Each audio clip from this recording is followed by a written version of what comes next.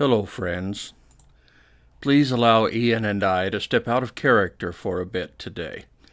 We have both experienced the loss of someone close to us this past week. Ian's driver lost a good friend and co-worker, and I said goodbye to a family member. So, for the video this week, I will read our tributes to these men who will be missed so much going forward. He's Gone, written by Ian Hellraiser's driver. He's gone. I stand at the mirror, trying to remember how to tie a tie, pulling the jacket over my shoulders and tugging at the too-tight collar of the button-down shirt. It dawns on me, he's probably looking down, laughing his ass off at me in a monkey suit, something I think he may have worn twice. He's gone. My hand scrubs down my face, thinking about the hole he's left in so many lives. His wife of 30 years, his kids and extended blood family, and us, those of us who worked by his side. Now he's gone. Over the years, I watched him open his home to most anyone who needed a place.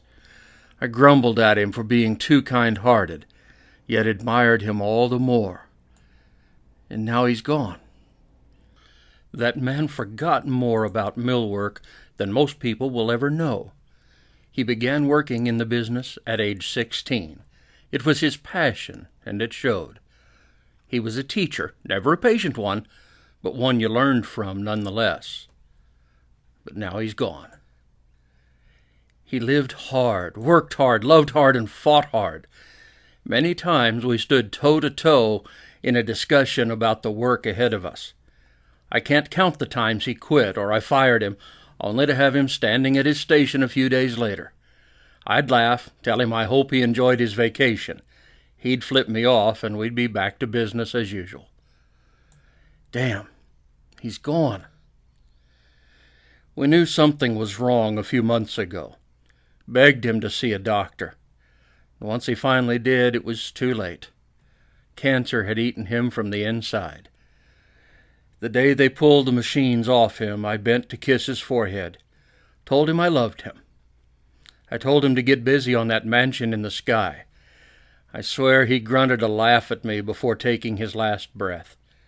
You know, the clock at the shop stopped at that moment as if to say, it's really true. He's gone. The next day, I was packing his tools away for the last time. I picked up his tape measure, thought about sneaking it into his hands in the casket. He'd have a laugh at that. Maybe, just maybe. He is gone. Damn, my friend, you're really gone from my presence, but never from my heart. Hustle ass, man. That mansion won't build itself. Oh, and use a different measuring tape. That one seems to be flawed.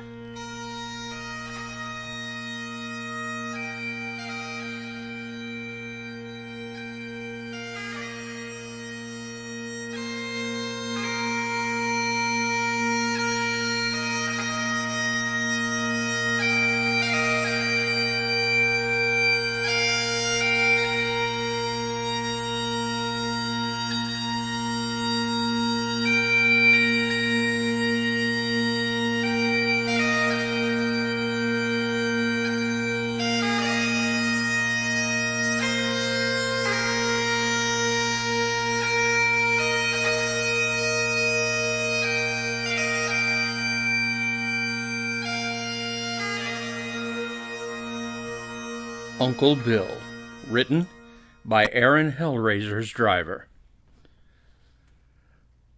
Another random thought. No, a small collection of definitely not so random thoughts from a retired trucker.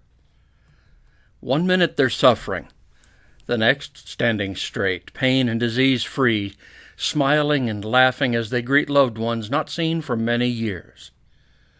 As I sit writing this, it has been almost exactly 24 hours since my Uncle Bill stepped into the brilliant light of the presence of Jesus.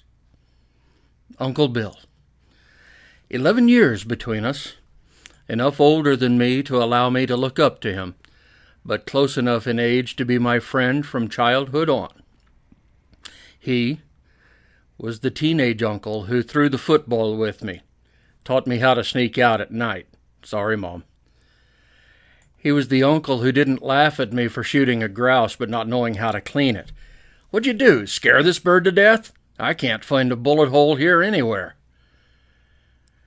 He was the uncle who placed his infant daughter in my teenage arms and said, "Here, she needs to get to know her cousin," then walked out of the house, grinning at my stunned expression. He was the uncle who would meet me at a moment's notice at the truck stop in Rock Springs, Wyoming, when life was beating me up. He'd buy me a cup of coffee and just listen for a few minutes while I got it out. Then he'd crack a really bad joke, usually at my expense. He wasn't gentle with me, but he was clear about caring for me, and invariably I would get back in the truck and down the road with a smile. He was the uncle who, even in the last years when he was so very, very ill, would greet me with his crooked grin when I came to visit. Then he'd chuckle, "Hey, Tim, I see you're still fat and ugly." I understood exactly what he was really saying. I love you too, Uncle Bill.